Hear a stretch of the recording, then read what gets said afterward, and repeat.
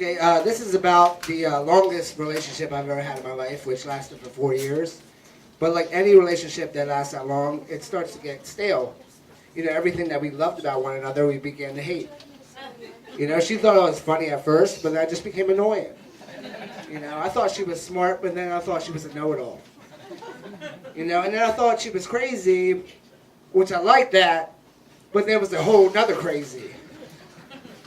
So we were best friends, and I was like too nice to just end it because it was a long time, and I still liked being around her. I just didn't like being with her.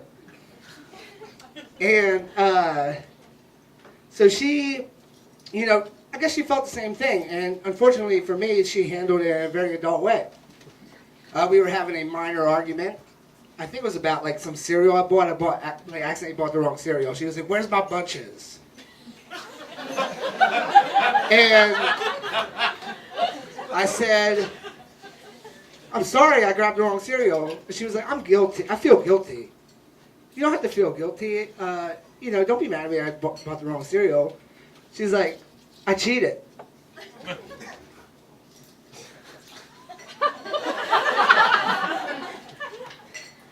I cheated, she repeated.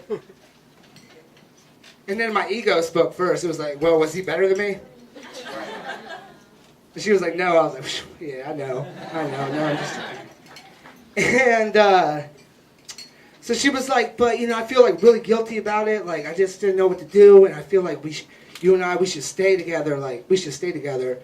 And I thought about it, like, for a second, because I was like, man, I, like, love her, you know, and am I going to do better than this? Who knows? Who really knows? But that was like, I love hip-hop, and I was like, that's some sucker shit. So I was like, you have to leave. Along those lines. It might have been like, you know, GTFOH for your internet-savvy people. That means get the fuck out of here. You guys don't know.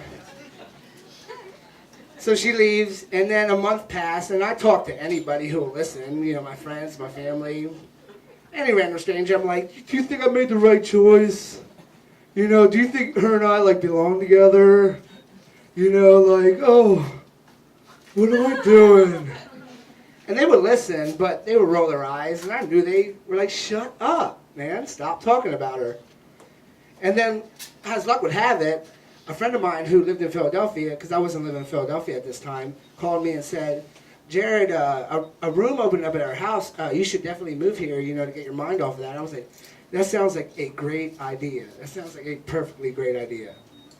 And around the same time, she called me, and she had just moved into a new place with girls, and she doesn't get along with girls at all. And she was like, "I hate my roommates. They're crazy. They don't like me." Which, like, to me was like, "Oh, you're probably being crazy. So what's the deal?" She was like, "I need to move." Well, I was moving, and, like, I still, like, loved her. So I was like, "Well, I'm moving. So you can, like, take my place." I'm sure my landlady won't care. Which she didn't. And she was like, "I need to leave now." Which I let her move in. You know? I was like, "You can move in here until I leave." And this was around Halloween. And I was at a Halloween party. And she thought, I guess, I wasn't going to be home that night. And I came home earlier with a bunch of friends. And we were all dressed up. I was dressed like Jesus, actually, that night. And I come home, and she was at my place with another guy. And I was like, what? I was so drunk. And I was pretty stoned, too. Like Jesus was. But I said, what's going on here? You know, like, I'm being nice to you. I don't know why you're doing this to me. And my sister was with me. She was dressed like a slutty Freddy Krueger. She really wanted to, like, fight this girl. But then, like, I came up to her, and I felt like Jesus, too. I was like, no. Don't fight. Like, I wanted to fight the guy, too, but I was like, nah. Just leave, man. Just leave. And he left, which was sweet because I really didn't fight. I was wearing sandals. I was going commando under my robe. I just didn't need to fight. But it, like, taught me that, like, you know, even though you have, like, chemistry, like, with, like, major chemistry with, like, one person, like, I think it's important to have, like, chemistry with many people in, like, life because they will always have your back. And I did move to Philadelphia. I'm glad I moved to Philadelphia. And I thought, while I was on the train to check out the place that I was moving to, that I'm never going to fall in love again, which on the train I fell in love 3 times too, which is something I saw. And then I walked out and I saw the skyline and I was like, this place is like too beautiful for me. And I can't, like I saw the sky, I was this place is too beautiful.